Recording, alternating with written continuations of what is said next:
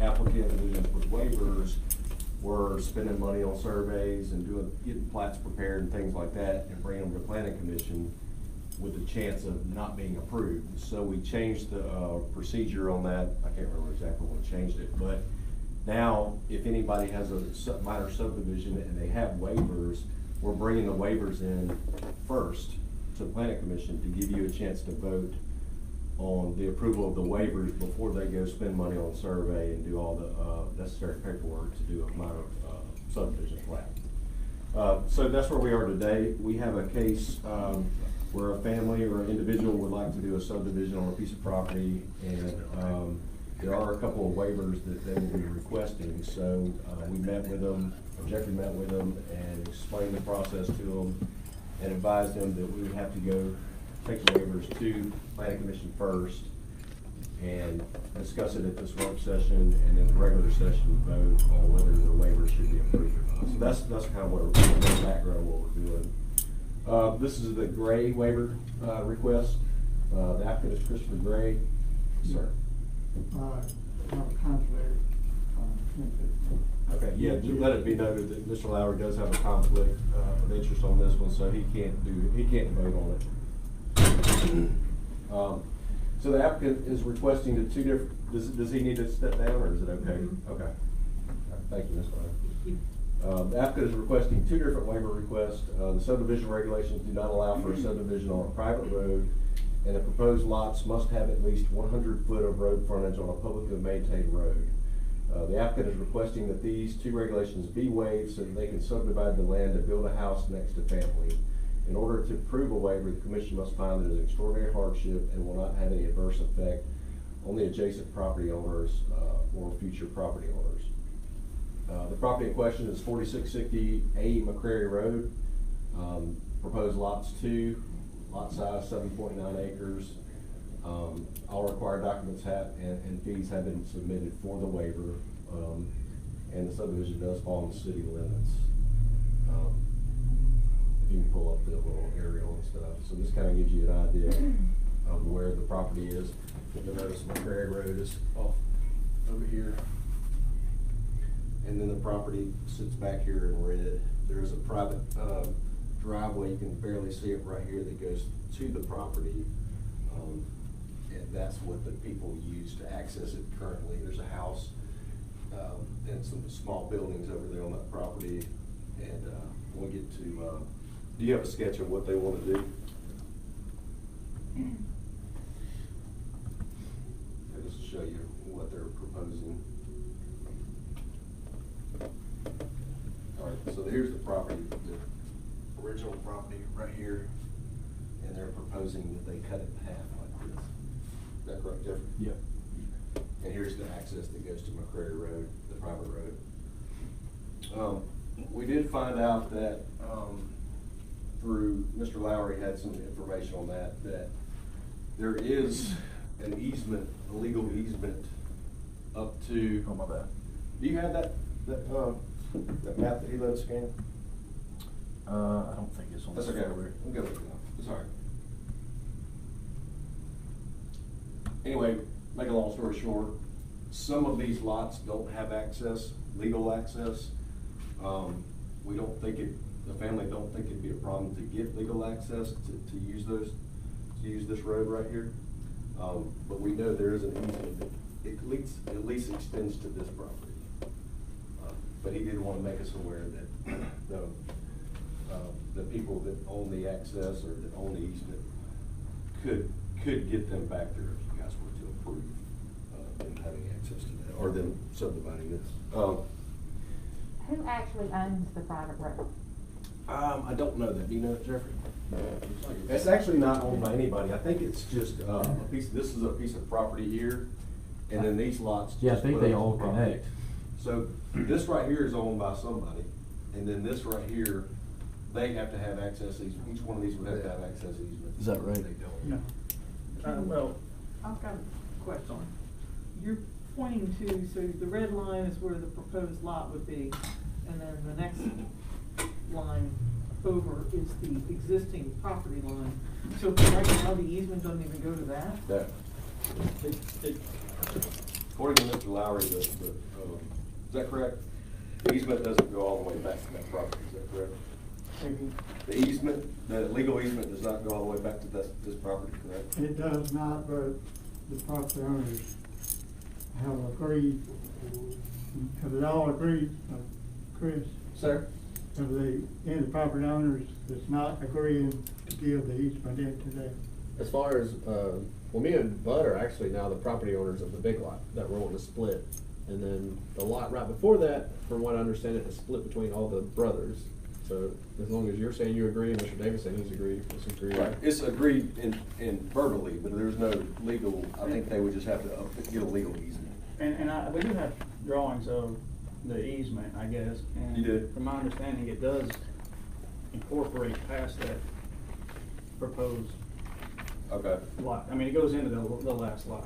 all right, we'll take that into consideration, that either they have access or they will be able to get access by easement to get back to this property. And we'll give you guys a chance to talk. in just a minute. Was there any other questions about that? Did it answer your question? This property is, these would be the two lots, lot A, lot B, lot 1, lot 2, whatever. Yeah. No, I mean, that was my question, was you made it sound like it stopped over here. Yeah, as far as, yeah, I think that there's not on record any legal easement, so they would have to obtain that, or they may have already obtained that, but we don't have that on record.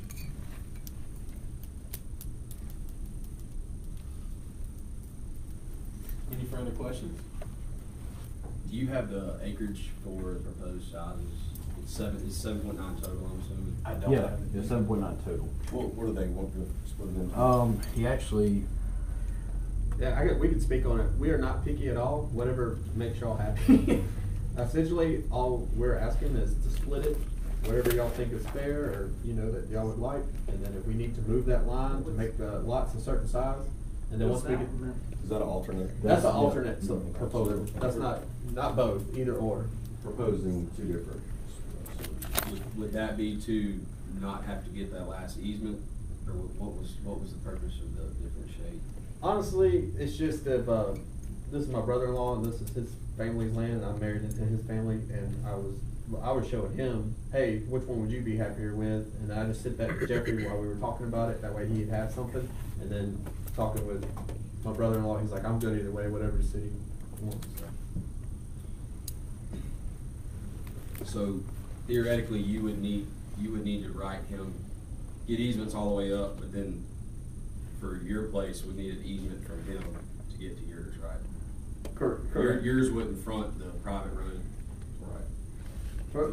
It looks like either scenario, he would still have to get easement from lot A or lot B.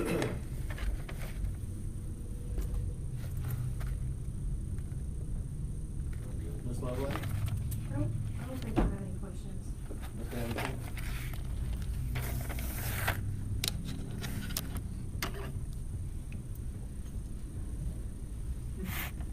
I don't have any further questions on it. Ms. Berger? No questions. Ms. Joyce? Yep, I always got questions. I'm gonna ask, Samara, as far as, regardless of which way they divide it, that there's no, easement of record, granted this is a waiver, one of the waivers is the access on the dirt road or whatever. As far as doing this just with the waiver and not the subdivision part, what's your? I was just looking at your subdivision regulations, and I do have some questions about the process. And I'm gonna read, what it says here. Application for any waiver of a subdivision regulation requirement shall be submitted in writing by the applicant at the time that the preliminary plat is filed. Yeah, So that in itself may be we updated that. conflicting. We did not update the sub-regs with that. It was just, I guess it was something we were gonna change, but we never changed the sub-regs. But it was done to help out the applicant so they didn't go through the whole process and then Right. be denied. And that may be, I mean, in terms of what we're doing right now, I mean, even if the nature of the conversation is that you're agreeable to what they're proposing, there may not just be a vote, you know, at least the applicant will know that, you know, based on the conversation today, they're agreeable to the waiver that they'll request at the time they submit the subdivision, if that makes any sense.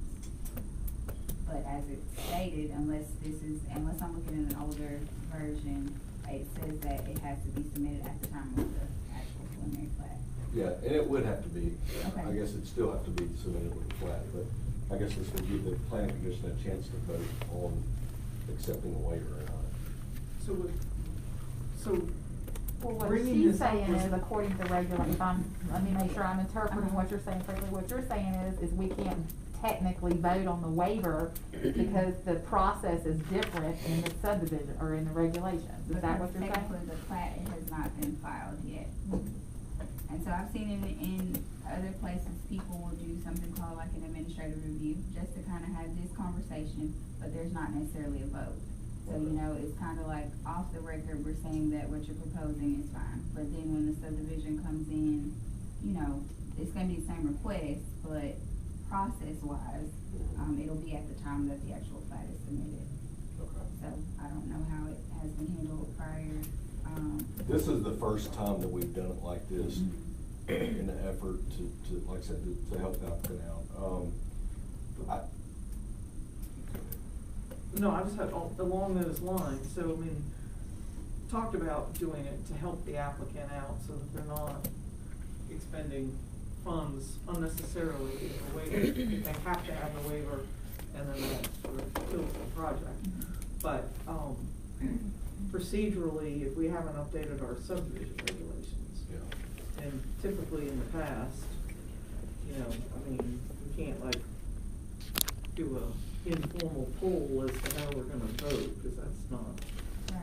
Well, not, We and not. can't do that, but based on the conversation, they can have it. But my question is, so in this particular case, you're referring to it as doing sort of this new method. Yeah. And we haven't gone through this process. Well, what have you required of the applicant? I mean, have you charged them a fee, or what sort of people, you know, where are you The waiver on that? fee, they paid the waiver Yeah. fee. Basically, they did that part of it already before they submitted applications. Okay. So we've just done the application without the plat. Okay. Well, I'm just wondering if, you know, how that, if that's even allowed to do. In terms of, submitting the fee, I don't think that should be an issue. It's just gonna be, I guess, the vote, if there would be any today. And I mean. That wouldn't be today either way. Well, it's the It'd be work at the session. regular Right, session. right. So I mean, just the conversation, in itself would be enough to kind of imply, you know, if there were any questions as to whether or not, once we got in regular session, if the waivers would be approved. And if there were no questions today, then that would kind of be the way that you would move forward, unless it were amended, because as it states, it has to be submitted at the time of final plat. That's the way that And- we would interpret it. And basically, we can't amend the regs in time to, Right, not in Change terms it now. of that. Okay, so in that case, we can't do a vote on the regular session. But they could get information tonight, based on what we've talked about. They can speak on behalf of their case, and then get a good feel of whether they wanna submit the application and go through the well, process. I think Samara said basically, based on what we're commenting, I mean, you know, you can't individually poll us No, no. for, you know, how we're gonna vote. Right, You know, but if by can't do chance that. there were any questions today that, you I know. mean, we've had one or two other subdivision applications way back, whatever that one neighborhood is, that it was pretty clear it wasn't gonna be successful. Right. And it wasn't, and they didn't read the tea leaves, as they say, so, So I would suggest, let's just, I mean, everybody makes their comments, let's let them speak on behalf of their application, and then hopefully, at the end of the meeting, they'll have just an idea of whether they wanna move forward and spend the money on the survey, and do the application, the plats, and all that kind of stuff. So, I guess, what we didn't do, we spoke about it, I know we spoke about it before, but we just never updated the regs to match what we spoke about, so. Well, it would be a good update for the very Yeah. reasons that you said. Yeah.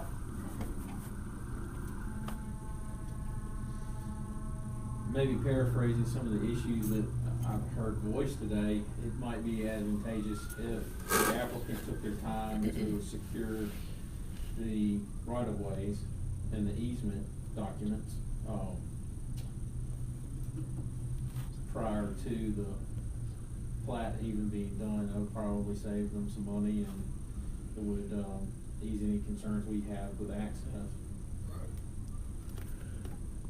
Other than that, I had no other comments. Anyone with any further questions? Can they go over it? Sure. I mean, do you Go have ahead. anything to add to the discussion? Sure. If you come up here. Yeah, absolutely. Just please approach the podium, state your name and address, please. My name's Chris Craig.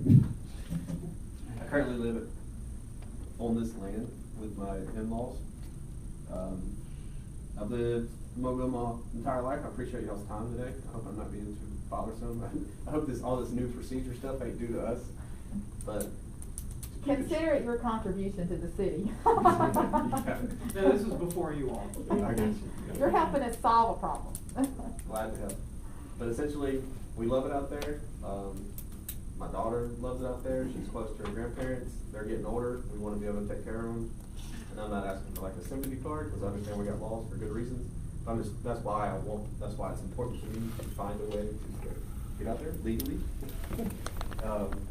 So from my understanding, what you're saying, if the family is willing to get this easement on paper and get their signature, I do not know anything about land stuff, but it sounds like I need to get a surveyor. The surveyor put the easement into the paperwork. I get signatures on all the landowners agreeing to that easement, and then I come back and present that to you guys. Is that how I'm understanding that? That's something that you need to have.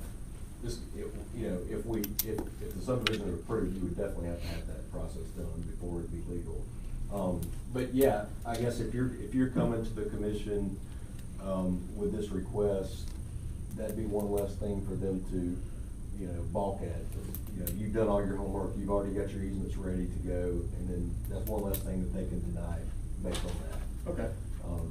But like, there are still, the private road is an issue, is one of the things in our subregs that you're not supposed to subdivide on private road, whether you have access or not. It's the rules say no private road subdivision, and also you have to have 100-foot frontage. Each lot should have 100-foot frontage on a publicly maintained road, which those are the two waiver issues, or the variances or waivers that you would need, and the commission would have to approve that. They would have to basically go against the rules in the book and say, yeah, we'll allow you to do that. Because if you look at our rules, page 17, the waivers may be granted for extraordinary hardships that may result from strict compliance with the regulations due to unusual topographic or other physical conditions of the land or surrounding area. So it's not really a financial hardship or anything like that. It has to be based on the land, the topography of the land and things like that. So if they grant you waivers, it's supposed to be based on that type of stuff. And that's why we wanted to get you here. We told you that we couldn't recommend it because it totally goes against what we do. I understand. And so that's why we wanted you to get a chance, if you want to push, that you go ahead and talk to them, that they were to allow you to do that, then that's something that they have the right to vote on. Okay. Being inexperienced with this, I don't know how long that's going to take to get the surveyor and the signatures. So I know I already have an appointment with you guys on the 22nd. Is it okay to postpone that until I get that information back to your department? Yeah, and I think now that we're talking about the procedure, we can't really vote on the waiver request like we wanted to do. So now, if you choose to move forward with this, and you're going to take a chance and say, all right, I'm gonna go ahead and get the subdivision plat ready, I'll get the easement ready, all that kind of stuff, and then I'll submit the whole subdivision with the variances, with the waivers on it. And so you have to have the survey, showing what you want, how you want to divide it, where your lot lines are going to be, with the easement, all that on a plat, and that would have to be submitted to Jeffrey and myself. Okay. And then when we put it on the next agenda. Sounds good. So you could possibly have it on the March agenda, as long as you can get that survey done In which, I don't know what the lag time is on that, I mean. There's no huge rush, I just wanna do it right, so. Right. That sounds good. Is there anything you wanna add, Bud? That's fine. Appreciate everybody's time. Y'all have any more questions for me?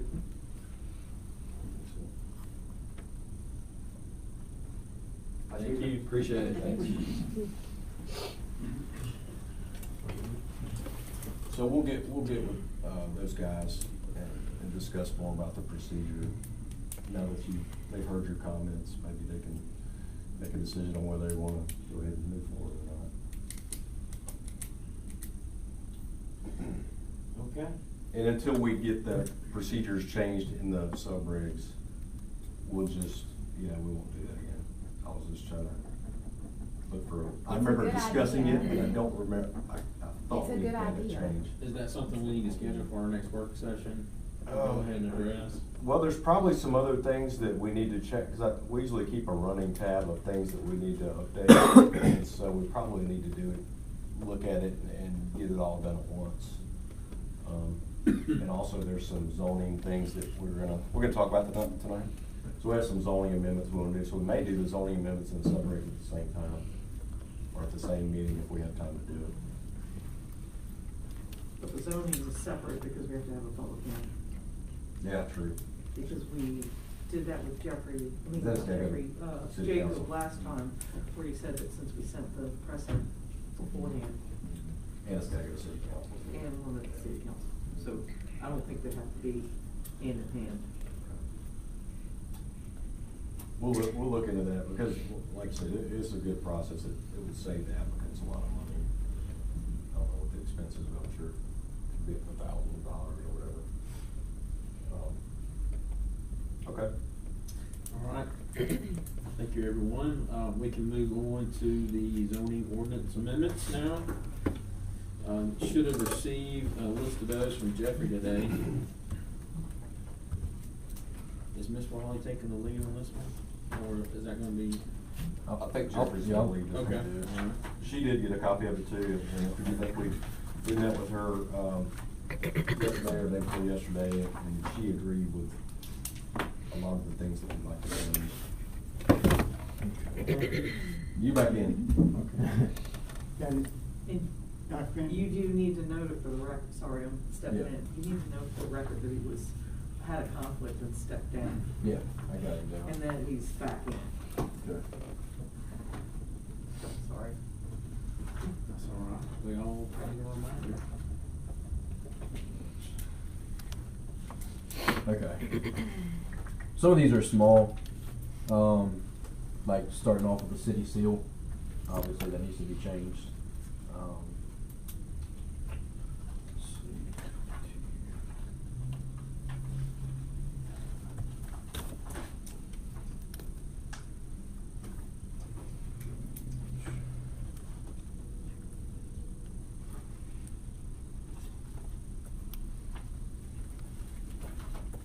I think we had a definition, didn't we?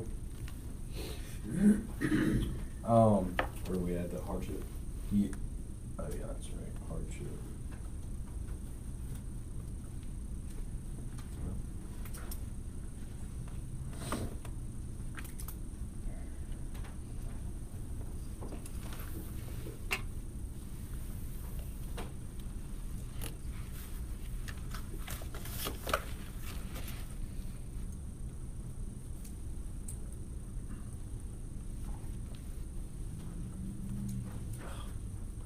We should just type in the page. Alright. Currently, we don't have a definition for hardship. I've actually looked up some of the other zoning ordinances, couldn't find, none of them had definition for hardship in there. There's a reason for that. Yeah, we have, some regulations that a hardship should follow in our ordinance, we just don't have a specific definition. I don't know if, Samara, I don't know if you've ran across definitions of a hardship. But like I said, I looked in Daphne's, I looked in Fairhopes, I looked in Bayonets, none of them have a definition of hardship. Found one yet, so I am looking. I saw a definition for hardship under, I think it's like the American Planning Association. Mhm. They had like a list of definitions, commonly used zoning definitions, and there was a definition, but, you know, hardship can be defined probably so many different ways. Right. I would gear one towards zoning because it's gonna deal with. A lot of people, just talking to people, when they say a hardship or they think of a hardship, and I say this is a hardship, they think financially, something like that is keeping them from getting on the land, and it's not more or less that, it's more of the topography of the land, like Jason said earlier. But they think of more as it's inconvenience for them as a hardship, and it's not necessarily that. So, And that is something. we've had a couple of planning, zoning, BZA cases already that the word hardship has been used by an applicant. And so we thought it would be a good idea to have hardship in here so we can say, all right, you know, this is what our definition of hardship has to do with topography or whatever it is, not your financial situation or something self-imposed, right? But we'll keep trying to refine that. Like, just for instance, we'll say hardship with the mobile home issue. We've had a couple of mobile home issues, and they've already bought the mobile home, and now they can't put it on the property. And they think that's a hardship. They've already paid for it, they already have it. It's not a hardship. It's self-imposed, and not knowing that you can't put that there is not a hardship. It's a self-imposed hardship. And it's a difficult situation. It's hard for me to tell them, I'm sorry, you already spent about $100,000 on a mobile home, brand new one, and you can't put it there. I'm sorry. But they consider that a hardship. And they think that's something that you should just be able to bend, and they've already purchased it, so why can't they put it there or whatever, so. That's a couple of the situations that we've ran into. But that's an extraordinary case that they didn't do their due diligence and they Right. were not advised well. And Right. so, my question would be, and like, Commissioner Davenport mentioned, is if all these other cities do not have it in their definition, are they all just lacking, or there's a reason why, that it's a term of art, that if we define it and don't define it properly, and then we're in worse shape off. And I'm sorry, that mobile home issue is one extraordinary circumstance case that, you know, is not, you know, we don't even know whether or not the definition in there, Well, at least we would have been able to go back to them and say, look, our definition of hardship is not. And I know it's extraordinary, but we've already had several cases, same exact scenario, so it may be more common than what we think in this area with the mobile homes anyway. Ms. Wally, is there any precedence for some type of transition period when zoning goes into effect? Any other cities that have enacted? Transition period, what do you mean? Well, Meaning I'm that just- it's a giving bright them a line pass rule. because they didn't comply with what we adopted. Because the rules were adopted and you're within John so wanna many stay months alive of the too. rules being adopted and enforced from nothing to, you know, significant rules. I have not A come grace across period that. perhaps. I haven't come across that. I mean, of course, you have people that are grandfathered if they were there prior to, but, in terms of, you know, the date that it's adopted. But is- you know, That's it such has a to bad- continue to happen. That's such a bad precedent as we start a police department and gonna start enforcing crime. Oh, I'm sorry, I didn't know that there Right. was a new police department, so don't Right. charge me with something. Right. Yeah. Well, that's gonna hurt some people. At first, people are gonna be mad and they're gonna get hurt, but Right. That's, I'm sure. Well, look, I mean, we live in a community where manufactured homes are not the exception to the rule. We have significant numbers. Now, we discussed that when we went through all this, and we had the conversation. What do we do? And the majority decided that they didn't want any more manufactured homes here. That's a harsh line. Yeah. Whenever, so at some point you've got to move in that direction if that's the vision of the city. Now, as far as the definition of hardship, what you're gonna run into is just like what, Helen. Commissioner Dwight was, I was supposed to say No. Helen, and I'm like, oh wait. what Commissioner Joyce just said is, you know, you're gonna open up that door, when really what we need is, depending on the city's point of view, and I say that to mean, you know, does the city wanna take a hard line, or does the city want to look for avenues that don't harm anybody? But that's a rare circumstance where you're not gonna harm somebody else in a manner. That's not the general rule. You know, what is the attitude of the city? What is the mission of the city? How does the city wanna handle cases that may not technically be a hardship, like the definition you read for the couple, the family there? But does the city really want to prevent a family from dividing their property to get their grandchildren and great-grandchildren and so forth and so on? Do we really want to prevent that from happening? That's a question for which pathway the city wants to take. You know, some cities are more hard-nosed about it, some cities are more flexible about it.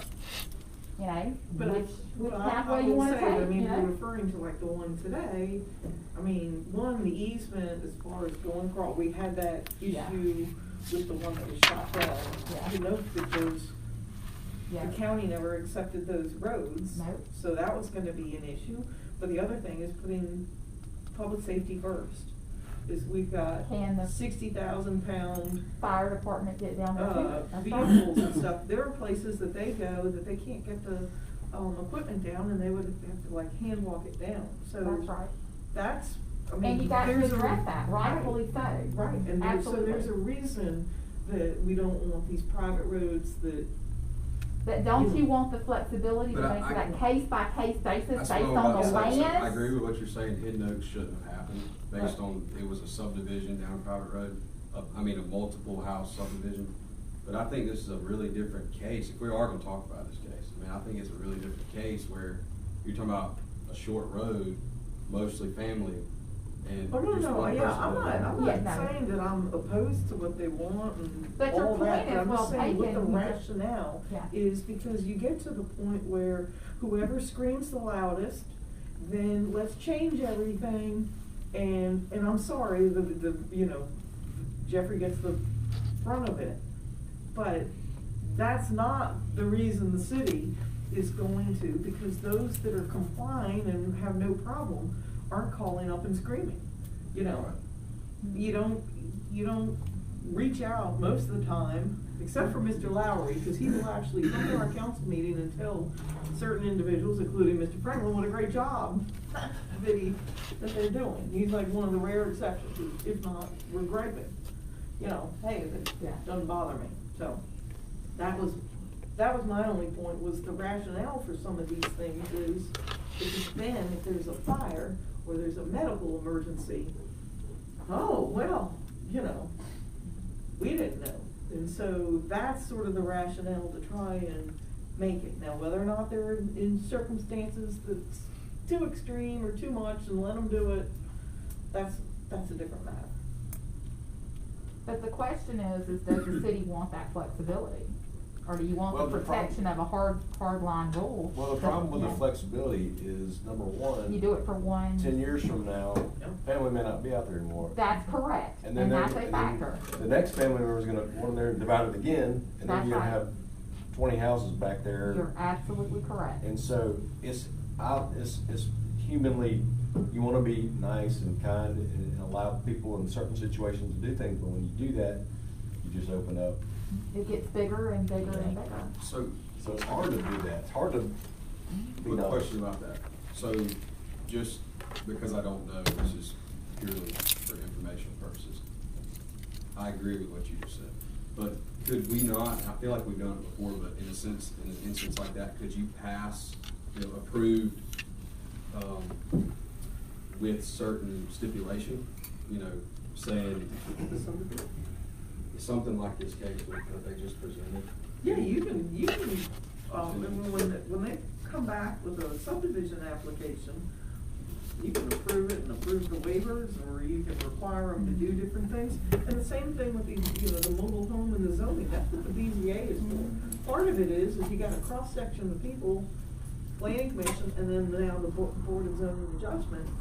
So if they need a variance and want an extension, they can state their case. And so it's not always just up to one person making that decision. You got a cross-section So, of in people. that makes sense. So, I guess what my question is, you know, if you're worried about in the future, in a situation like that, you know, what if the family's not there anymore, whatever it may be, could you, and, you know, Jacob may have to come up with it, could you tie something to an approval based on, as long as it's within the family or whatever it may be? I haven't thought that part through, but I mean, it could apply to certain trailer cases, whatever it is. But you couldn't do it again later, basically. Right, yeah, You could put, I think you can put stipulations on the plat, like, It can't be subdivided anymore. can't be re-subdivided, and you Well, could they have to say, come back. yeah, and you could Right, say right, something right. like, Subdivided, but I don't know if you can, I mean, I defer to Jacob, but Yeah, I don't know if that's you legal. can state that it has to stay within the. you could Yeah, call it a but family you're messing subdivision. with the rule of perpetuities there, you're gonna get into some trouble. Yeah, if you tie it back to subdivision regulations and require the same lot size that you require in the other But you subdivision. just varied from that rule. You did, but they would still have to meet the minimum, you know, setbacks, lot lines, acreage. If you tied it back in that fashion, you'd have a basis that would keep that from happening. Right. One of the other things is, the new legislation that we all heard about last year, allows for family subdivisions, to basically be exempt from the subdivision regulations, only though if it's outside of your city limits. So within your PJ, you can do that. But this is in our city limits, so it doesn't get that exemption. But in the county, if it's a family, they can do a family subdivision, but it has to stay in that family. And I believe that the way they catch that is if somebody else comes to get a permit in the permit office, they'll look up that piece of property, and if their name doesn't match that, yeah, they would have to prove that, or they won't get a permit. So there's ways to do it. I'm not sure if we have a way to flag that yet. And I may have taken this off track, but it just. No, I mean, it's good kind of segued conversation. I think into- I mean, if you're as hard on, go ahead. This is a case where it's caught between the county's regulations and the city. The city come in and their regulations are stricter than the county. If you remember back in 2016, of course, some of y'all wasn't, we had a meeting with Ms. Bartlett, and they have a family Exemption. situation, but it is like you said, it has to be in the area, the heirs has to be there. And if somebody outside of the family tries to get a permit, it's refused.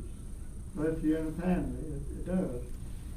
But there's lots of cities that have different regulations when it is a family subdivision versus a smaller what y'all call a minor subdivision. You know, and a lot of times that makes more sense because you are dealing with a totally separate scenario, and that's not typically behavior that you really want to, you know, poo-poo the idea, because it is interfamilial, and it, you know, people have a strong reaction to government interfering within the family business.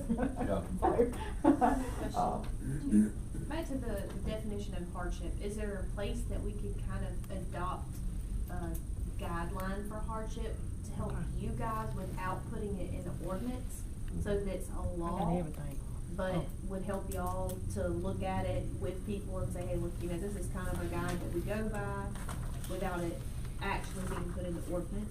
It's So not is there a enforceable. place- Ms. Pauling? If I can interject, I was about to say, there are two kind of ways that it's typically done. Of course, we all know the definition, Webster's definition of a hardship, we know what it is, but some, cities have, you know, this is a hardship, you know, they may say, it cannot be on the basis of economics, it cannot, be in order for the property owner to, deviate restrictive covenants for the neighborhood, so those are kind of criteria that, you know, you would follow in general. Or the other thing is that your attorney can make a legal interpretation. And that can be what you know, that kind of, and that would be outside of your ordinance. but it would be something that you would make, whomever aware that this is our interpretation of a hardship, and he can cover all the things that, they would kind of go by. So those are kind of the two things. Most commonly, I see kind of the criteria, this is an unnecessary hardship, and it can't do these things, so. Could Which do we have this? that listed in our subregs, we have like waiver standards or something like that, and it discusses what is a hardship. Could they do this through PUDs? What's that? Could we do this through a PUD? Do what? These type of situations, have them set up as PUDs and then stipulate all the requirements that they have to meet. They have to have restricted covenants, they have to provide good access, for fire trucks and whatnot, and wrap it up in that. I think usually I think of a PUD like a new development. This is more of a existing. I don't know how you would. I guess it could be done. I'm not real versed. I'm trying to think outside the box, so if it's a terrible idea, just. No, I don't know. I just not. I don't know that it's not a terrible idea. I mean, that's an idea, but I think what Jason's trying to do is make this more user friendly and less expensive. And when you get into PUDs, you're gonna start racking up those fees on the professional side of it. So it's gonna wind up costing them more money because they have to comply with what a PUD is, and that requires certain technical paperwork, for lack of a better way of describing it. Oh, that might be a good weed out. I had thought about that, but I don't necessarily know that we want to make this something we want everyone to do, and if they're serious about it and they put forth that effort, then. But then you're discriminating against people who can't afford it, who may have inherited property that are poor. You gotta have, I mean, it's wonderful to have 100 foot on a public road, but, that costs money. It's Not true. everybody's gonna have that. Do you want your community only to be made up of people who can afford that standard? I hear what you're saying, Okay. and it's true, but it also puts everybody on a level playing field, and everyone knows what the field looks like. Somebody poor isn't on a level playing field because they don't have an endless supply of money nor access to professionals. Just saying, that's my opinion for what it's worth. Yeah, I know everybody's got one, Well, but the you're problem- entitled to it. The problem with that is if you take that hard position, I totally get what you're saying and intent behind it. Well, you But gotta have balance. a survey is expensive. It is. It is. It is. I agree with that. And there are some people out here who would struggle with that. Well, the one of the reasons we wanted to change it, not only to help the applicant to save a little money, but was also, Jeffrey and I feel bad about bringing stuff to you guys that never should come to you guys. And so we tried to make a kind of a hard line stance and say, we can't recommend this because it goes against our subregs. But we can't stop them from, so we told this gentleman, and he said, well, what can we do? Can we go see the mayor? Can we go to circuit court? And we're like, well, no, you can take it to planning commission, but we want you to know that there's a possibility that this is not gonna, it's just, we don't like to bring stuff to you and make y'all make the hard decisions that should never be in front of you anyway, so I guess it was kind of selfish for us to do that too, but. This won't be the last time it comes up, No, so no. better we nip it and address it and get a And plan. find a procedure that works, That's that right. makes it easier, makes it flow like it's supposed to. This is a trial and error kind of thing. It is. And we don't always come up with that unique situation that nobody's ever faced before, or it's new to us, or, we're gonna have that, and it's gonna be frequent, it looks like. I guess the main thing is that we do not violate the rights of people of their owning their property and doing something with their property. Now, I know that there can be concerns about what goes there, but, these people have had this property probably for a long time. They're trying to do it into their family, and, this is the way they live. Who are we to say they can't? I mean, that's what the But subregs. see, this is what you get into here, and here's the, I mean, why have let me play rules? devil's, I don't disagree with what you're saying, but let me play devil's advocate. What's different about the trailer? That's There- those people's there is no property, different they about bought their it, No, you know, let's go I back, mean. let's go back to, Hidden Oaks or Oh, Shadow, yeah, whatever the, that thing is. whatever. The one that was voted down. With the private, through the Right. private drive, Yeah, that didn't comply on multiple levels. Yeah. Then, and then prevented them from coming back. But you know, that was just shocking to go through a private subdivision to begin with. I don't I think couldn't any of believe those that. in this case are comparable. I just don't think they are. I mean, it's the same. No, thing no, on no, paper. no. Well, I'm what not Ms. Burke talking is saying is the about right to use the specifics, property because we and- can't with yeah. Mr. Lowry.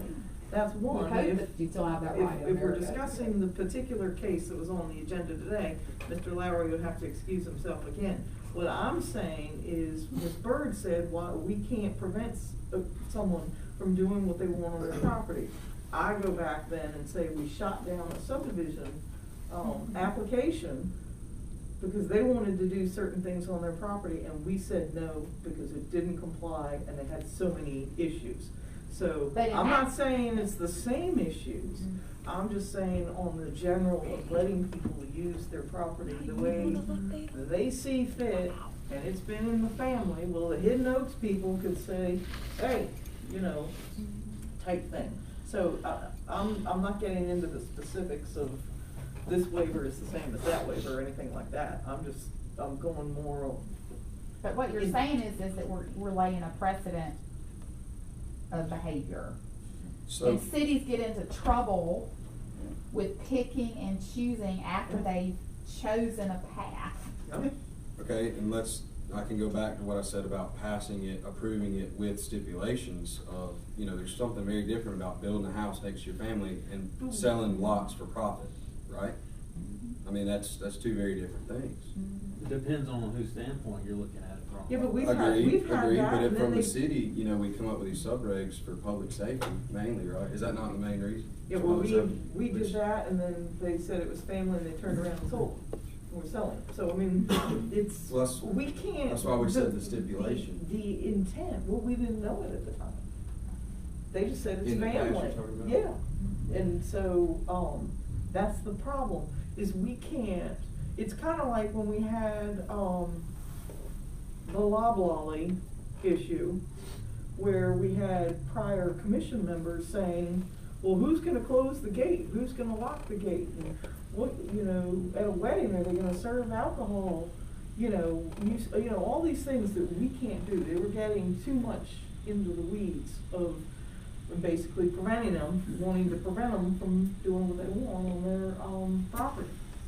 So, you can't get into those things. We're looking at whether or not it complies with these regulations, if we need to change the regulations, or if there's circumstances that the commission deems, in this particular case, under these circumstances, then we don't do it. We've had plenty of subdivision cases where we will say, a motion to approve a subdivision application subject to, you know, providing a traffic study, providing this, providing that, and detailing out what the, you know, stipulations, not just waivers, but other aspects. So, I mean, we can do it. Frankly, I'm not sure why we're spending all this time on it, because this is just something we do on a case by case, and whether or not we need to look at, or, you know, if there's something in the regulations that needs to change. I don't know how you could, there's too many different scenarios. It's, the more Right, you put that's in there, the That's the problem, and that's why there is a procedure of, waivers for, subdivision applications, and then the variance, for the BZA, now that we have zoning. So that's. So to answer Dylan's question, yeah, you can approve it contingent that it stays That's what in the we- yeah. family, and that it's no longer further subdivided. It We cannot did be that further commercial subdivided. site plan that the tractor place, that they were supposed to have their parking, Right. landscape drawing, whatever, you know, so I mean, we do that. And it can be recorded on the plat, like that. And then I guess if that was to happen, you know, and you know, they say it sets a precedence, the next person comes in and says, well, you did it for them. Well, you can say, well, it's family, and they can't further subdivide. So you'd have something to go back on. So that wouldn't be. Well, I mean, I think with the an issue with family picking and choosing. aspect of it gives us cover, Mhm. because there is, a family subdivision is a term of art, it's a known term, there's definitions. Now, cities vary a little bit in how they do it, but they have that separate pathway to reach that goal. That gives us some cover, because we can always go back and create that process. But But it's not in now, our subregs though. The well, family- you would family change all subdivision. that to reflect that, and that's not all that difficult to do. But I don't think we can. I mean, you You see, can. Semmes doesn't do family subdivision. We don't, she's saying you could change it. You could change Y'all can it. decide to change it to If do it's that. enough, if there's enough volume out there, then it might be something that, you know, we want to consider. Because when we adopted the zoning, we knew going in, there were gonna be circumstances that came up that we did not anticipate, did not talk about, didn't see coming, and that we would have to adjust to and adapt to. But you're talking family, I mean, it would be adjusting the subdivision regs, not the zoning. Right. But you can do the zoning, Is because there's there- gonna be issues that come up in the zoning that we didn't Oh, yeah, anticipate. yeah. didn't talk I was about. talking about his particular question of Yeah. family subdivisions. Does the city have a mechanism in place to allow a deference to county regs for a particular parcel, by parcel basis? Not that I'm aware of. Okay. So Mayor, what's If the, it's in our PJ or in our planning, it goes by our subregs. Okay. the general use across the state as far, or not necessarily the state, but just most municipalities is regarding family subdivisions? Is it a yay or nay? I can say that it can get a little gray. I worked in Baldwin County, and it was definitely a topic of discussion that was, because you get into what is the definition of a family, and then you get into, because I can go and because I want to buy a property and get around regulations, then I can say that Jason is my brother, and then who's gonna, who is checking to make sure that that's right? I mean, you all are sitting on the board, but who's actually making sure that I am who I say I am type thing? So it can get to be kind of gray, but this is something that's a topic of discussion across the board. Everybody, that they're out there. You understand that there are people that are going to do what they say they're going to do, but there are some people that are just trying to skirt around regulations with it. So,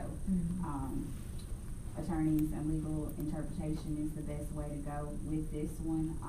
I will say that, like, you were saying, if it's something that you're going to keep using as a condition, then you need to go ahead and amend it, because, when it gets to be case by case over and over again, then it's something that just needs to be amended in the regulations. I don't think we have that many cases, family cases. I can't remember the last one we had. So it doesn't come up real often. But there are still large tracts of land that individuals own that they might want Sure. to divide. I think I signed one last month, didn't I? Yeah, that's the, I think that's the first one you've done. And that was A outside the family? PJ. But Oh, is it in the PJ? what does it In the matter if PJ. it complies? If you signed it and it didn't come to the commission, it's a lot line or minor or whatever, there were no waivers, they complied with our regs, so. Well, it was actually, it complied with that new law. Yeah, The it's new the law for family the county. subdivision. Yeah, We still had to sign off on it. planning commission? Yeah.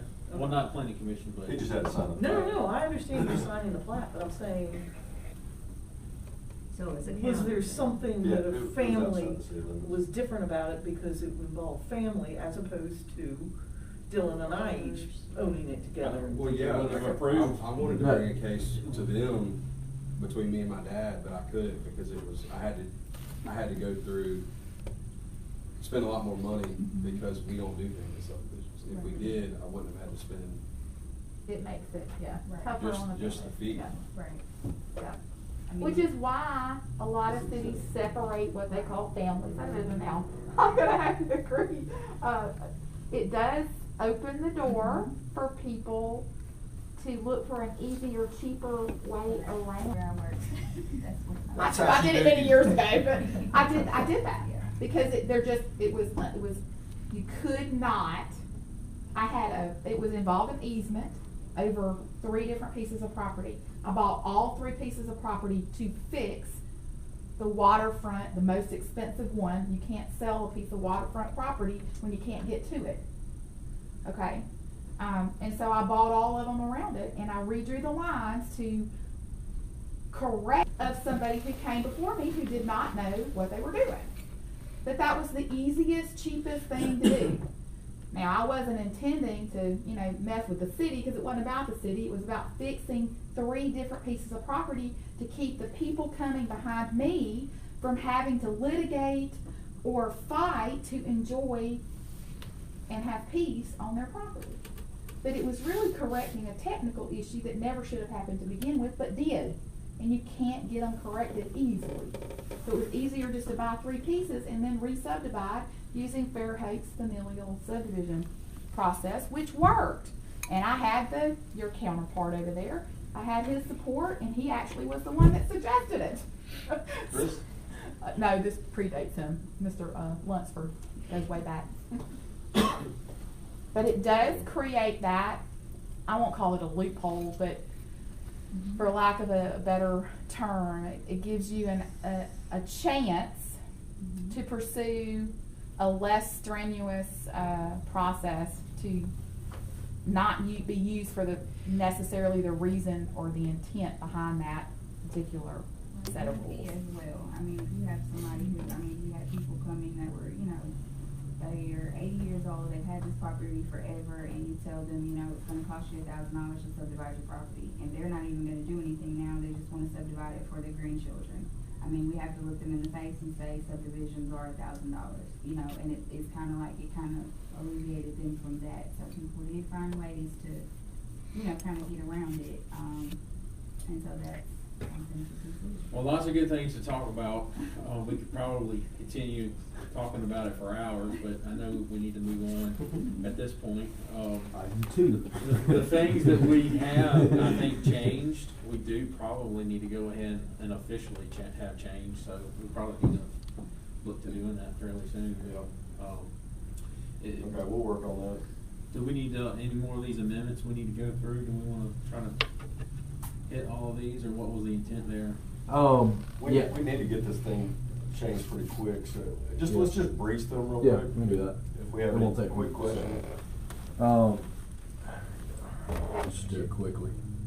Wait, why do they have to be changed quickly? No, not change. No, Jason just said. No, we wanna need get 'em- we wanna get these quickly, but adopted. The process of amending our zoning regulations is certainly not quick, just the time. But if we put it off to another meeting, it's another month.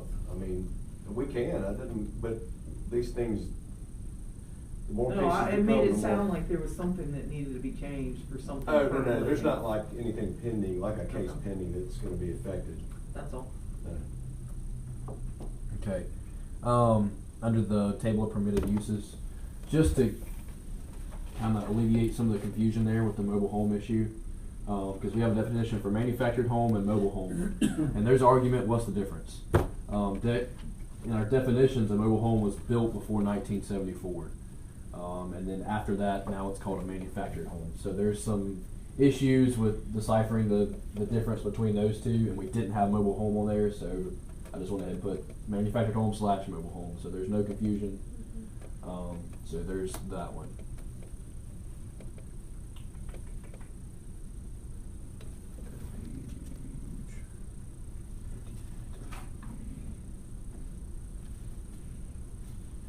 Okay, and this is maximum height requirement. It's for your buildings, and what I'm proposing, I guess, if y'all agree, is swapping R3 and R4. Because R4 is a manufactured home, and we had it down where R3 is right now with RA, which is 10 stories and 100 feet. I think that was a typo, because I looked at some other cities, and that description of height is copied and pasted. It's the same exact verbiage, but their R4 was high density, what our R3 is. So I think that's where that that miscommunication, confusion came in. But like I said, just swap those R3 high density. That way you can have your apartment complexes as So the 10-story. As it stands, you could have a 10-story mobile home, but you couldn't have an apartment complex. Right. For a story. Medium density, but their R4 was high density. Ours R4 is a manufactured home, and I think we just didn't catch that.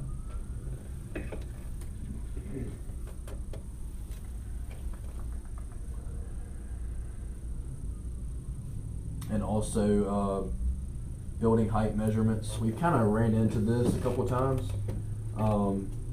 It doesn't say, basically, it's from grade to what? And there's some issues with, does the mechanical, the AC unit count on top as height? Does a cell tower on top count as height? So that was something I added in there that we do need to incorporate in there. Because there has been a question, does the mechanical, does the AC count as the height? So maybe we But can what put about- like. And what This is is the mechanical general equipment. answer to that? Does anybody know? What is in B? Cellular towers, windmills, water towers, mechanical equipment, air conditioners, etc. Are exempt from height restrictions. So are you talking about Well, basically, this says from grade. Let's see.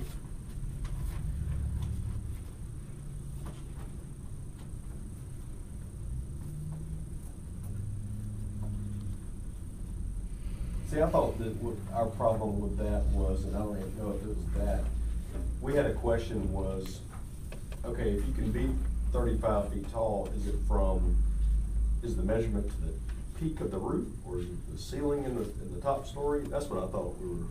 You talking about that apartment complex? Yeah. Okay. That was the question he had. He said, your definitions don't really describe where that 35. what the top is? Yeah, what the top is. Not where it starts. I don't know if that's exactly what needs to be reworded. Maybe, because that looks like it's more dealing with, not sure what that is. So That's it's not an saying issue where about the it's finished from. grade. That's Talking about not where it's from, but it doesn't say But where it's then where from. does 35 have Right. to hit? And that's maybe something we need to add in there, but I would probably leave that A alone, or maybe add to it. But we need to determine, and that's probably something Samara's gonna have to help us out with, what is that point that we measure to? And that's gonna be up to you. I've seen the median point of, the roof. I mean, I've seen the top of the roof. It's just gonna be kind of what you see most commonly. I've seen it both, so however you feel most appropriate. Y'all have an opinion on that? Could you just put like the highest structural Highest point? point? Yeah, highest structural point. From this, You good? it's also able to change based on the district that it's in. So you'll probably have to modify individual sections. Well, we have, I think the only restrictions are, it's either 35 feet or up to 100 feet, so based on the zones. It's not the number, it's where you measure. Yeah. From what point to what point? You know, if someone has a weather vane up there. Is that part of it? I would say like, just what Elizabeth said, with a high structural point, because I mean, some people might do a flat roof, some people might do a pitch roof. Someone might have a chimney. Yeah. Yeah. So that means if you had an apartment complex that it could only be 35 feet tall, that means they could do, the pitch on the roof may have to be flatter, so they don't, Eat into it. which I don't know where the 35 feet comes from anyway. But we'll clean that up and bring it to you before we change it. Okay. Also, one principal building on a lot, we had the word residential in there.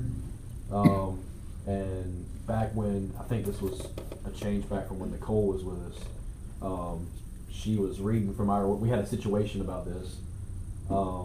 Somebody wanted to put a different type of use on the same lot as their house. And When you say that, do you mean like a business, or you mean like a? yeah, sort of. It was more of a church, really, on the same parcel as a residential house. Gotcha. So we spoke with Nicole then, and she looked at some ordinances, and she was reading from a different ordinance, and does not include that word residential, because if you leave out that word residential, it incorporates a residential and a business or a church. But if you have residential, that just means you could also have a business because it had that And word a residential church. in there. Yeah. It was So- there. Yeah, she recommended we take that out. Because believe it or not, somebody wanted to put a church on their property in a residential area.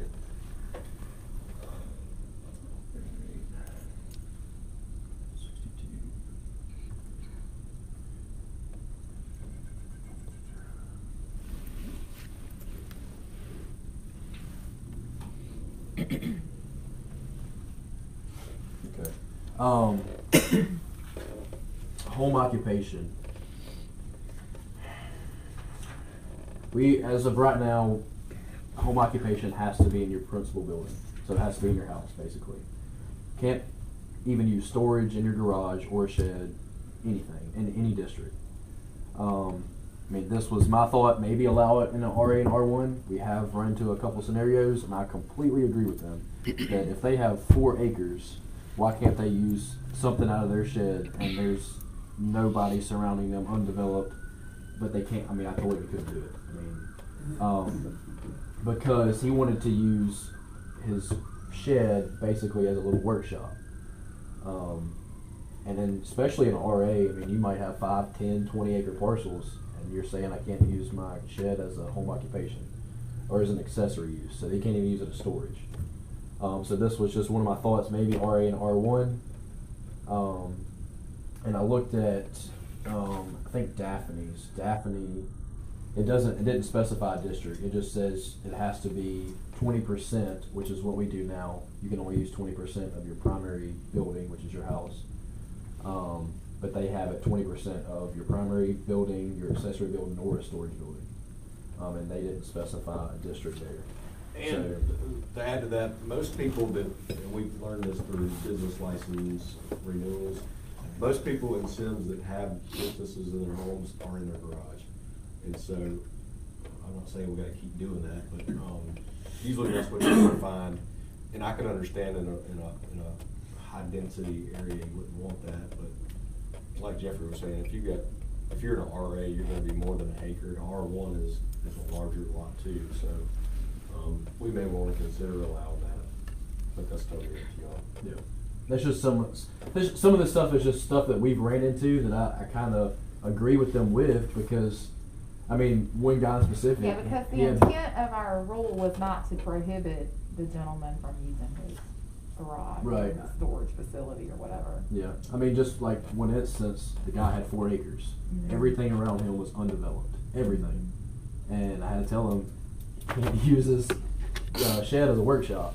And he's like, I'm not bothering anybody. I mean, there's nobody around me. So I completely see where he's coming from. And I can see if you had like an online business too, like it's not even interfering with Right. anything, yeah. So, like I said, some of these are Yeah. just some of the stuff that I've ran across, that Jason's ran across, and I'm just putting it out there to y'all to get your thoughts on it. Is the main intent of that just for disturbing the people around you? Right. It's to keep the residential character of that area. Just to add, if you do amend it, I would just say have very specific rules as to what you do allow or disallow.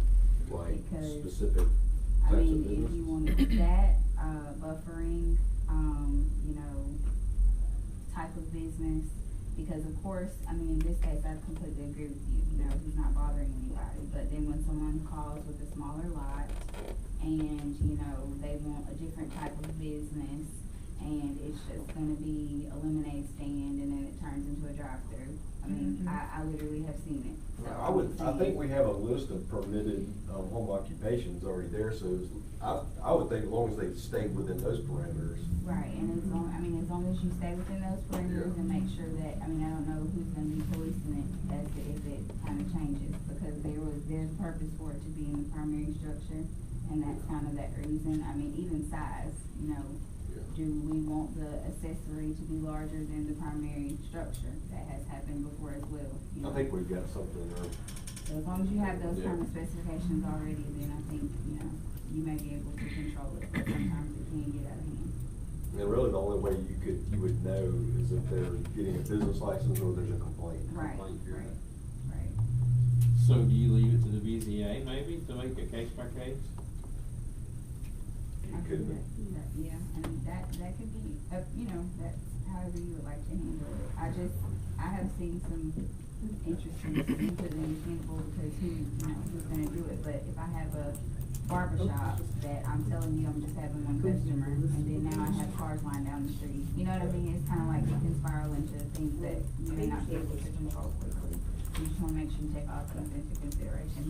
Most people have good intentions, and that's not the intent, but, you know. Yeah. Right, right. Okay.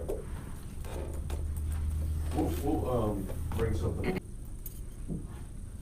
This is kind of not really, I guess, an amendment, it's more of a typo, but I just want to show y'all. Cause these numbers just didn't match what was down here. So we'll be changing these numbers in the parking and the stall depth, to actually match this chart, so.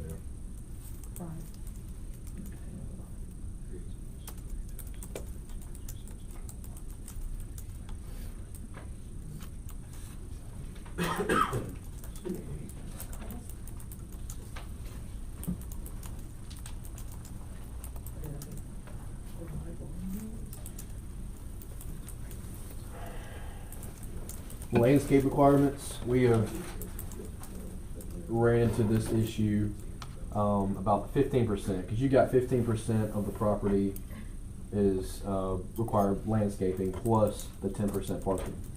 So basically, I mean, that's 25% of your property has to be landscaped. A couple of the developments that would have happened, I mean, if it's a 5-acre parcel, it's 25%. That's a lot of landscaping, a lot. One thing, it's expensive, and two, I mean, that covers 25% of their land. It's too much, in my opinion. But I didn't know if y'all had any thoughts on that. I don't know if I looked at Daphne is 5%, and Saraland was 10%. Do we know where we got these numbers from to begin with? I'm not sure. I think they were the ones that were suggested. I don't know where, if Leslie got them from another city or Okay. several. I vote 10. Maybe we were thinking more along the lines of the smaller properties. You When we just- put those stipulations, not thinking of the larger properties that Right. wanted. Right. Right. And I mean, you think about it, it works fine in some of these small areas, but once you get a larger parcel, 4 or 5 acres, 25% of that to be landscaped is a lot. I mean, you have to have a whole acre landscaped on a 4-acre parcel, so. I wish there was a better way of scaling it rather than just a percentage. Yeah, I think Samara said there is a scale in some cities where the larger parcel, it kind of, I guess it cuts down on the percentage. Yeah, I've seen that before. I'll have to find what city. A but I've sliding seen that scale? before, yeah.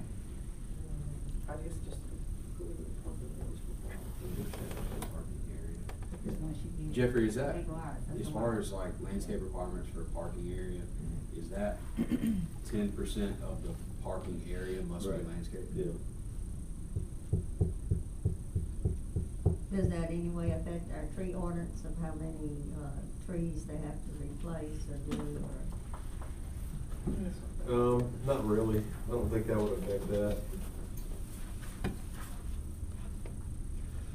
I just don't want us to have too much pollution because we've taken out trees that we shouldn't. Yeah. Well, that's really totally different. Okay. This is what new stuff they have to put in. But you can use some of your existing as your percentage. Nobody ever does. Whoever wants to. So maybe just you be clear. If you were talking about a parking area, somebody had a parking area, they have 10% of the parking area landscape. Could you make those two separate definitions? You know, so like you got 50, or make it 10% or whatever for residential. But then if you have have a thing under that, if you have parking area, you know, maybe make that a smaller number. Does that make sense? Or is that too complicated? Well, really, the landscape is geared towards development anyways. Yeah. It's not really a, I guess, residential thing. But it does, like, when it talks about the landscape percentage, it says that's not including your parking. The parking, I guess, is more of your, like, your islands and stuff, to break up the parking. But as of right now, they are separate things. But just looking at it as a whole, that's 25%. And we have one that's, been an issue? Like the tractor place, let's say? Yeah, I mean, they had to, that, you know, when that was brought to us, it didn't even have a landscape plan or a Right. parking plan, and we were told, oh, they'll get to it. right, they had to comply, but I mean, just looking at it. They resubmitted it, and Yeah. their resubmittal did show what we required. So it's 25%? Yeah, But we had it's- already dealt with it. Yeah, they brought it in without, we submitted it prior to them having it. Yeah, they did, correct. Yeah, they had it, but just, that was That's one a of the good scenarios example of that we're avoidance. like, wow, that's a lot. It's a lot to require of somebody. Once you see it in anything. Yeah, and I mean, they complied, but How many acres was that, do you remember? I think that was right at 4 or 5. That's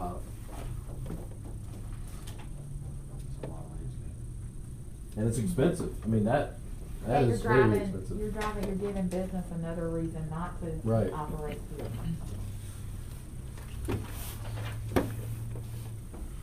It wouldn't make sense to just make it 15% total, and that include your, or would that include your parking area, or would that just make it? Then you. Can we look at the Landscape sliding parking. scale idea Yeah. to kind of get, does that work in practice as opposed to the idea? I'll do some research on it. I know that I've seen it before, so I'll have to find what city kind of uses that system. In a practical term, doing it on a small lot where you gotta do 15% versus a 4-acre lot, visually, what's the difference? I mean, math It's just total money.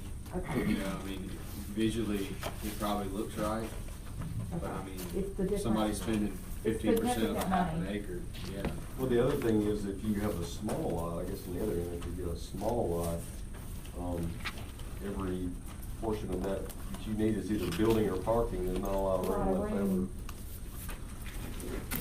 So if you're trying to adapt to, you know, a lot that's already there and Yeah. you make it impossible to do anything with that lot. Nobody's gonna buy it. to build it. You've rendered it Which- effectively economically unfeasible. I got you.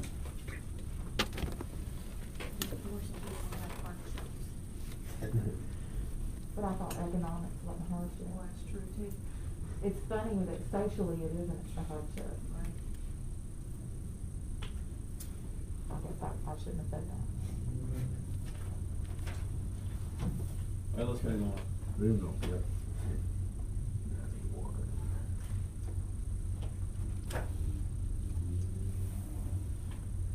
That was old.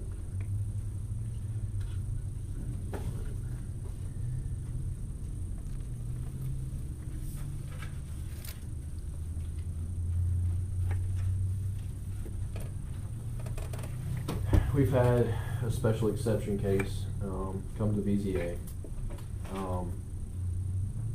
And it was denied.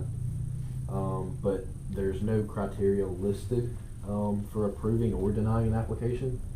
So just dealing with that application, I thought there needs to be something for the BZA to kind of have a leg to stand on when they deny something. Saying, yes, it's because it doesn't follow this in the ordinance, it doesn't do this. Samara did send me some criteria that, I think from Fairhope. Yeah, and I have some more from, Magnolia Springs section, if you want to that's from Magnolia Springs. Thank Uh-huh.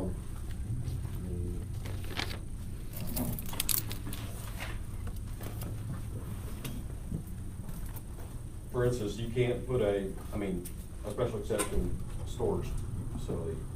If you're gonna deny it, why are you gonna deny it? And then you need something to point to and say, okay, it doesn't go along with the character of the land surrounding it, whatever it is, we just need something for them to be able to say, we're denying it based on this, rather than we're denying on, you got 20 people in here mad about it.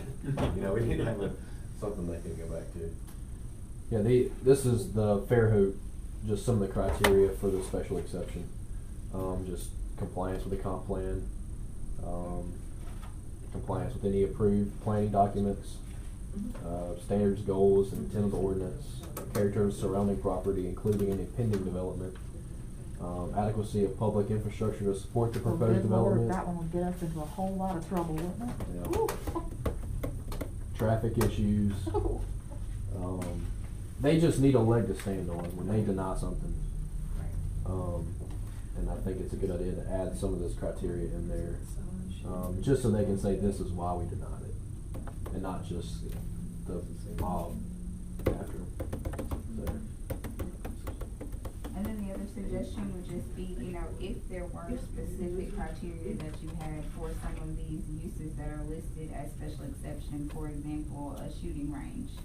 If there was something specific that you wanted to say, you have to be within so many, or not within so many feet of a residential, or something like that. I mean, whatever it may be, you may have that in a section as well, so that they can say, no, you can't do it because you're too close to a school, or whatever the case may be. So you may have that as well. Those are just gonna be, that's kind of the general approach, so that, you know, they can say, it doesn't, you know.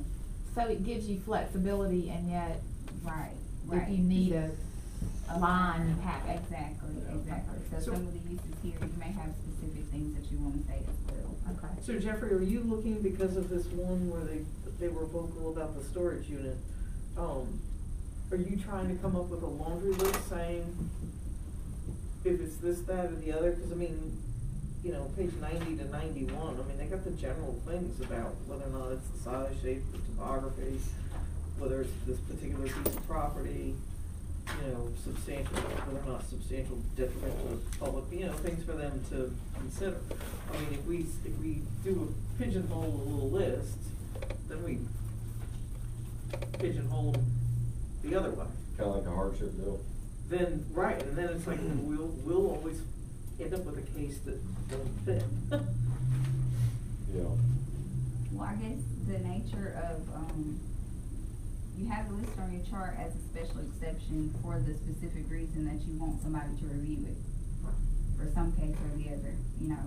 So that in itself, you know, you have to have a basis to approve. And in just looking at some of these, maybe not self-storage, but, you know, the gun range is what, or shooting range is what sticks out for me. You know, what would Well, the one they're talking about was. Right, that was the self-storage, but, Yeah. you know, if we're looking at shooting ranges, for example, that's listed as a special exception. So, I mean, would you want hardcore lines as to where a shooting range could go? And currently, we don't have that in the ordinance. So, you know, if somebody wanted to put it next door, there's nothing that says, you know, it cannot be within, so, you know, so I think that in some instances, you may want something that, you know, clearly defines, this is what we're looking for. And that's just the one that stands out, you know, the most to me. I mean, you know, self-storage or a funeral parlor or something like that, you can easily maybe say that, you know, it does or does not comply with your comprehensive plan or the nature of the ordinance. But when you start talking about some of the, you know, telecommunication towers or something like that, you may have specific requirements that you may want to list or maybe not, but that would kind of help whomever is making the decision. And all this came up with that storage unit, just because I talked to Samara before that meeting, and basically what I said, if they deny it, what grounds do they have? Because they don't really have something to follow that said, yes, it follows this, it does agree with this, and there was nothing there, besides all the mad people, really. So there is something they need to kind of give them a guideline of which way to go. And a reason. Can you send us those? Yeah. I mean, cause I mean, looking at that, I mean, compliance with sound planning principles, that's not gonna happen. I mean, But like J would be good, impacts on surrounding neighborhood, noise, traffic, that would be something that would be. Yeah, this was just some examples from Fairhope. It's not something that we necessarily want to look at as a total picture, but to take out the good parts. Yeah, this is Fairhope. So this was just some ideas of criteria that they had for a special exception. Was there another, is there another place for that? Yeah. We already have enough unapplied tire storage.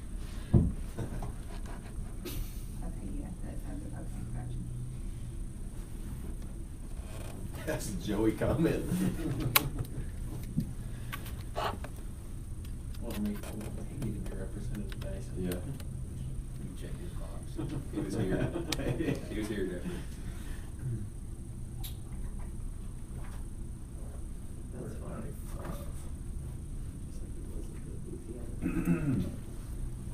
Okay. Procedure for zoning newly annexed land. There's not, you can't technically pre-zone something, but you can have a future land, land use map, I mean. And this was an idea because if there's a business that wants to annex into the city, right now, the procedure, they would automatically come in as R1. Say Walmart wasn't in the city, they want to come in, they'd come in as R1. Then they have to go through the process of getting it rezoned, planning commission, public hearings, then go to city council. To me, it's We talked about this. not a good route.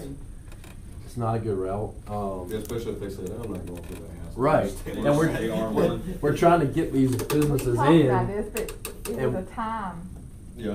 crunch issue, so you just wanted to go with R1 because that was the simplest thing to do at that time. Right, and I mean, we're trying to encourage some of these businesses to come in, and we want to make this most simple path for them. And if they have to go through this long, drawn-out process, They have no it may not incentive. happen. Would it fall on administration to do the pre-zone comp plan, or would that be the commission? The future land mass, because you can't pre-zone something, you can only pre-zone something, I think, for like 90 days. So we could, I don't know if technically we could say see future land mass, future land use map. I don't know if that's legally correct, if we could do that and then just approved by the council, or does it still have to go through all the steps? It's gonna have to go before planning commission, but you can, in annexation, even though, and I'm gonna have to verify this, but even though it annexes in as R1, if it were a property that's already established as commercial, when they come in for annexation, the planning commission determines, they make the recommendation. So if planning commission says we recommend it for B2 or whatever, then you can absolutely do that. So it's not like you have to come in as R1 and then ask for a rezoning as another process. So you can annex in and commission can make a recommendation for whatever zoning district they feel appropriate and then go to council. So I don't know if that eliminates. But do you have to have when you rezone something, you have to have the public hearing and all? Would you have to do that? But right now, new annexation doesn't. Oh, they don't need anyone. right. Well, for annexation would have to come before planning commission as far. It doesn't right now. Okay, I'll verify, but I to my don't think we have understanding. it set up that way for regular, or just rezones. Okay, Yeah, if you annex, like if you petition to annex or whatever, you don't meet with anybody, I don't think. You just I don't file. You just go to plan, use city council, but we also have it in here that it comes in as a R1, so I guess it would need to go through planning commission, because there's no recommendation.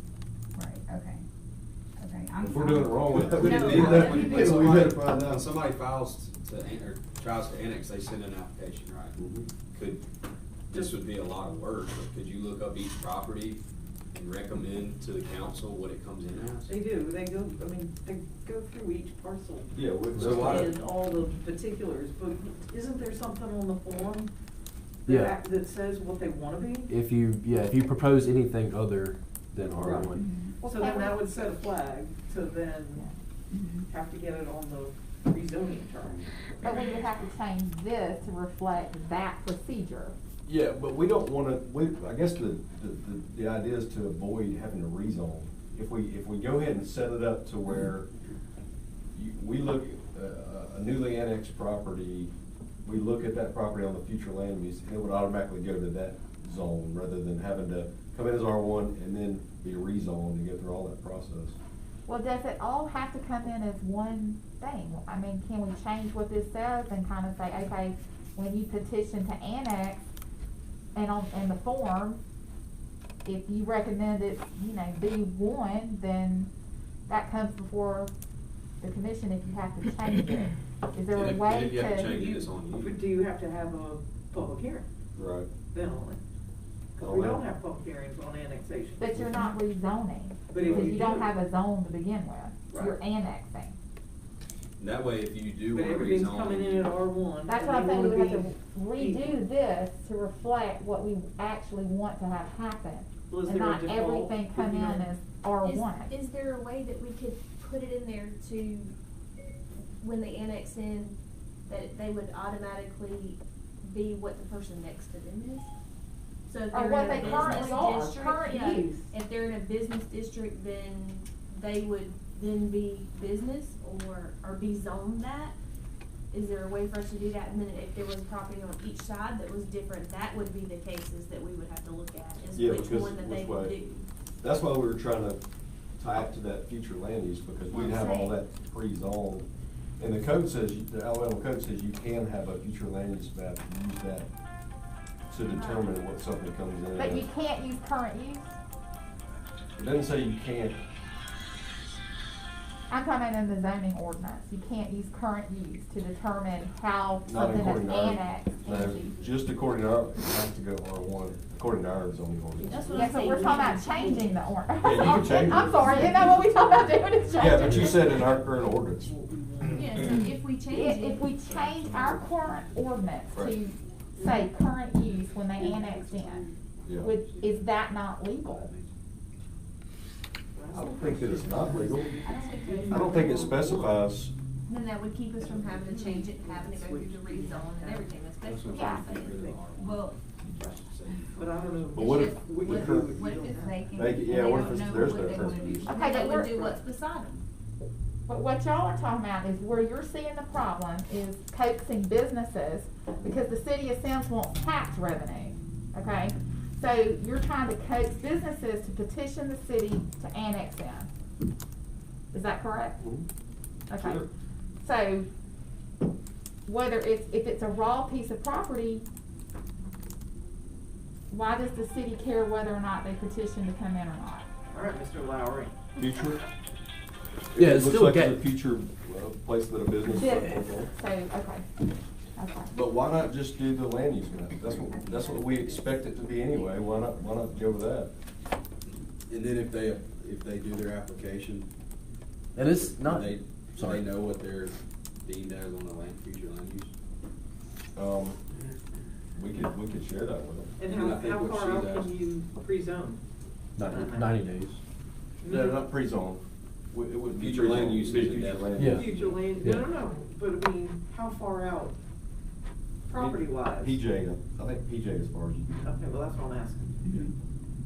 Okay, so y'all are talking about PJ is doing a in planning future versus land use map. police. Which like needs to the be for the comp plan map that we anyways. have for the city's limits, and then go based on that. Yes. 'Cause You're that's still your, gonna have to redo the ordinance, right? right.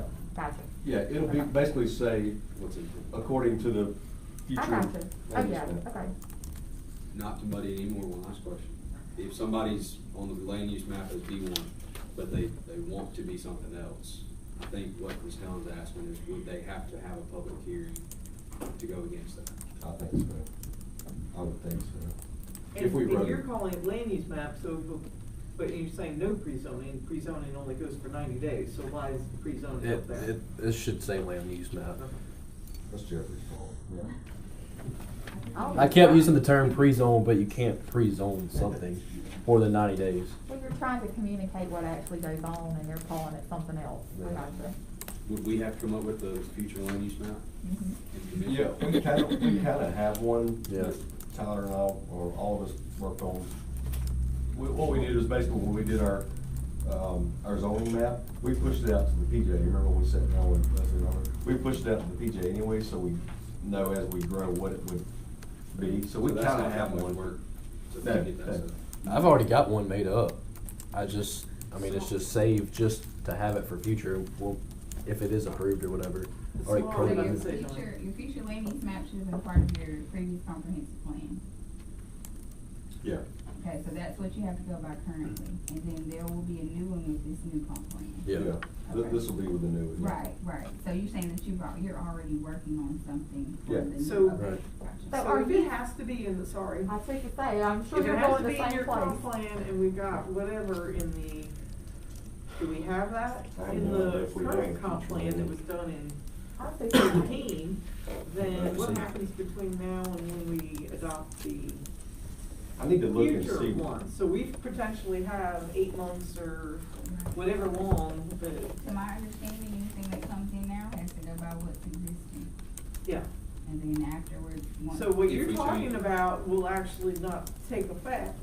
Right. So do we really wanna, how do we wanna change that now? Without the new. It sounds Without like a we new need to do a map. comprehensive So plan. do we need to change this to deal with, until we get the comp plan, to sort of do something? If we Because even if you have a go, if land you use go map. back and say, let's do the future land use map, we didn't have zoning back in 2013, I mean, I don't even know if we had a future land use map. well, that's I what I'm was gonna saying, ask. we didn't have she- zoning, but so we She didn't. said we had to have had one, right? Yeah. So I think it was missing a lot of things. So, what happens if we didn't have one? well, the problem is, of course, is We didn't when have zoning Nicole anyway. reviewed our comprehensive plan, Uh-huh. and she basically said our comprehensive plan does not. Right. But we didn't have zoning, so. State law, so, and, you know, we didn't have zoning, so my point is, we're gonna have this gap. Yeah. And so do we need to tweak it now with the assumption that when we get our comp plan, and that might cause other things that we want to tweak with the zoning, that then that's when we have the future land use map in the new comp plan. So what- Do we go by? As Because- opposed to leaving it as it is. Or- Well, or we can't change it to land use comp plan. Because we don't map have one. If there's not one in there. Right, but you're And saying. if there's in there, whether or not it's anything of interest. What So about, you're saying in the meantime, either leave it like this or change it to something different? yeah, what if we did this? It would be based on recommendation from planning commission. We just bring everything to planning commission. Well, that's Any every annexation. annexation. Just until our comp plan's done. Is done. Yeah. And that would save them from having to do a rezone and pay a $250 fee or whatever. Right now, how many? Is that how- would that be- A month? I'm gonna verify. We I'm do, gonna verify. we do it random. I mean, sometimes we'll have 5 in a month and we may go 3 months without doing any.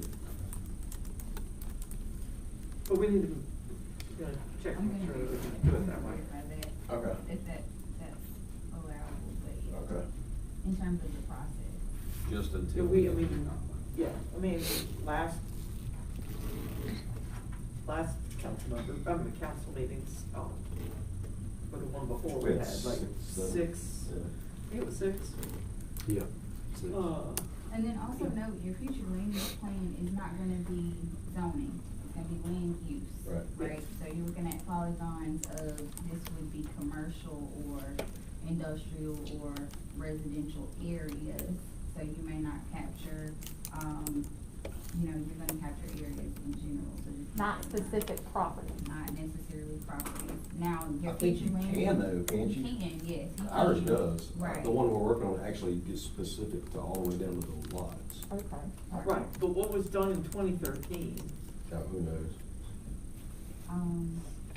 Looks like we have about 3 iterations here of maybe possibilities. The maps are really small, I'm looking at, so. I know there was an existing, Yeah, those it existing seemed ones. like there was like a, There was a couple of alternatives too. like a future easy, medium, hard, wasn't it something like Yes, that? that's what I'm looking at now. Yeah, there's alternatives maps. Wait. The Medium maps in the. Was it on the maps? Yeah. Or it was just the which way they wanted to go when they picked a hybrid of, I think there was like a map for each. Yeah, there is. There's the easy, medium, and hard map. okay, so that goes with the 3 options that they came up with So maybe that was. to consider, and then they decided on a hybrid approach. Yeah. So, I don't know that there's a map that matches the hybrid approach. That's what I was about to say, so do we know, nothing was ever adopted, is that what we're? It was The plan was approved, but the we don't. comp plan was approved, Right. but the council never did anything. Okay. They didn't do anything to say, we agree with it. I think that's all we had. You got, there's a couple you had. Two more? And zoning violation fee schedule? Yeah. Yeah, it's just not on the fee schedule. The zoning violation is $100, that's in the ordinance. It's just not on the fee schedule. Is that a day or what, or is it It's, for instance? once they're found guilty, I guess it'd be a court, and it's $100 per day. Yeah, per day, and it's still there. But it's just, like I said, it's not on the fee schedule, it needs to be And added what's to the the fee home schedule. occupational fee? How much was that? It was $75, and me and Easter discussed it, and she said that is a lot. She said, I think Mobile is only $8. So are we having, you wanna remove it completely? Yeah, she said, me and Easter talked about this, she thinks more of an investigation fee, it's like $10. That way, if me and Jason have to go out there and look at it and see that, yeah, it's only 20% or whatever, they don't have too many signs in their window or anything. Really, a zoning investigation fee would be more suitable for that instead of a $75 home occupation fee, when really we don't do much. So charging them $75 is, she said, was way On top of them too already having to get a business license. and Right. Whatever else they gotta do. Because like I said, she said Mobile's is only $8 for a home occupation fee. So,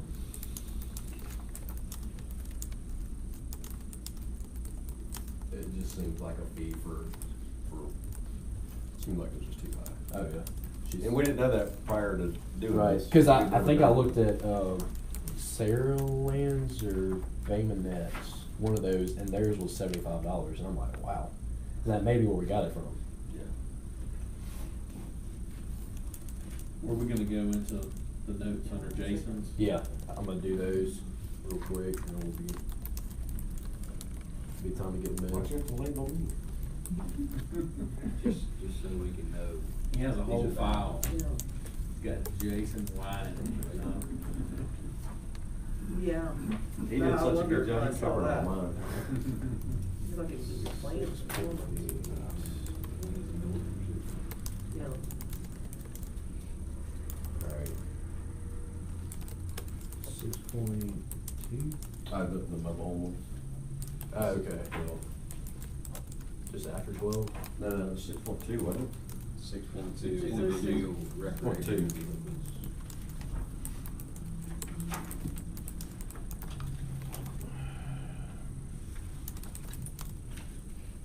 Oh, there we go. What do we wanna do is add, a individual recreational vehicle, because we have people that actually are living in those type of things. You don't start So seeing can it you more really and build a more. home in 6 months? That's what I joked to her and said that. Not anymore. Right I mean, you can now, only, you can probably barely That's get your changed. plans in 4 months. you may wanna I bump think that that, time yeah. up, seriously. So what, a year? And that's, Bump it up to a year. What we were thinking about was 6 months, or as long as you can show that you're still in progress, but, yeah, we could, with the way lead times are, I think it'd be probably a good idea to change it to a year. I mean, at some point, presumably it'll circle back around, Yeah. but that'd be a tough one right now. Either way, move it up to a year, but I mean, if you say Yeah, that. and as long add as the you're- language, because as long if they're as you're still building, because let's take somebody that's gonna pay cash for their home a little as they go.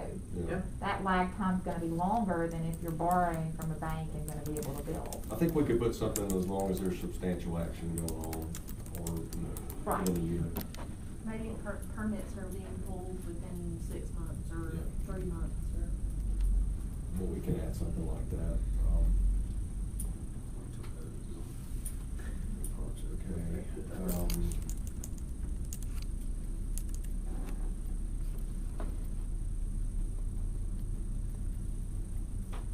And then on 6.2, individual main, which we'd have to change that to 6.3,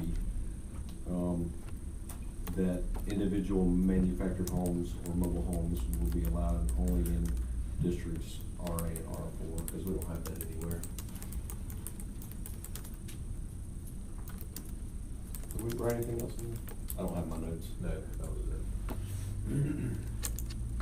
And the deal with RVs is that we see a lot of people that wanna live in RVs full-time, and they're not, according to the building code, you're not supposed to do that. And we have nothing in writing that says you can't. We don't have it, Semmes has not adopted anything that says, you can't especially with our zoning ordinance, and I thought it'd be a good thing. Do RV parks, places like, you know, Mayor State Park, I mean, is there a limit how long you can stay there? Yeah, it's supposed to be 90 days. Oh, 90 days Our is ordinance says the that. max.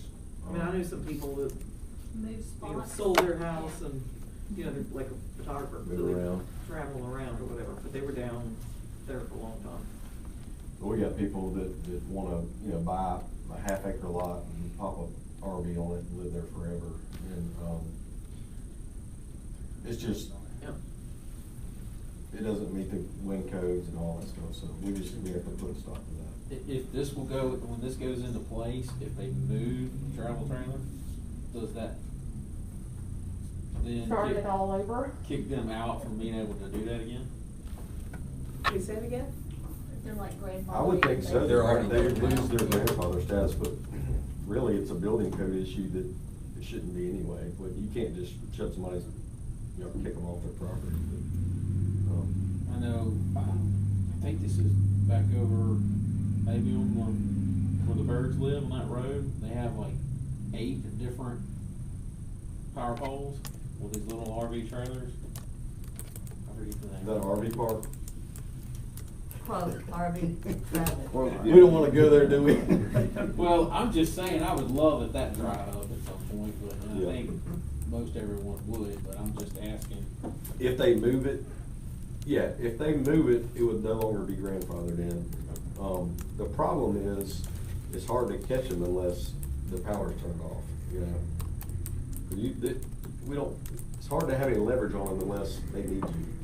And they need you to turn their power on. But then the power has to be off for how long before you have to do a re-inspection 6 of the months. pole?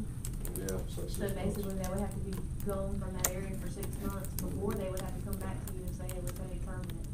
But if we do this zoning violation, we could charge them $100 a day after they've been to court. And this would also, anybody in the city limits that's living in an RV, they would be grandfathered, I guess, unless they move. But with a, well, maybe I was thinking about if it's a mobile home park, that's not technically an RV park, because there's different things, you have to have a bathhouse and all kind of different stuff, but I guess they would still be grandfathered.